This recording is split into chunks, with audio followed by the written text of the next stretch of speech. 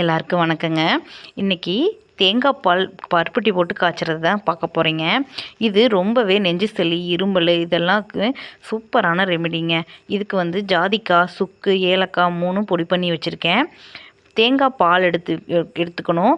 இது கருப்பட்டிங்க. கருப்பட்டி பனங்கருப்பட்டி இது திருவி வச்சுக்கணுங்க. இது சூப்பரான ரெமெடிங்க. நைட்டு குடிச்சிட்டு படுத்திங்கன்னா காலையில் இருமல் எங்கேருந்துன்னு தெரியாமல் ஓடிடுங்க. அவ்வளோ சூப்பரான ரெமெடிங்க. அடிகனமான பாத்திரத்தை அடுப்பில் வச்சு நல்லா சூடாக்கணும். இப்படி புகை வர்ற அளவுக்கு சூடாக்கி இந்த ஸ்டேஜில் தேங்காய் பால் ஊற்றிட்டு அடுப்பை சிம் பண்ணிடணுங்க. சிம் பண்ணாமல் விட்டிங்கன்னா பால் திரிஞ்சிரும். இப்போது இதில் சுக்கு பொடியை போட்டுட்டு பால் 1 டம்ளர், மாட்டுப்பால் 1 டம்ளர் ஊற்றி நல்லா மெதுவாக கலக்கிட்டே இருக்கணும். ஒரு 10 மினிட்ஸ்க்கு மெதுவாக கலக்கிட்டு இப்போது அடுப்பை ஆஃப் பண்ணிவிட்டு கருப்பட்டி போட்டால் சூப்பரான சுவையான தேங்காய் பால் ரெடிங்க. இருமலுக்கு செம்ம ரெமெடிங்க இது.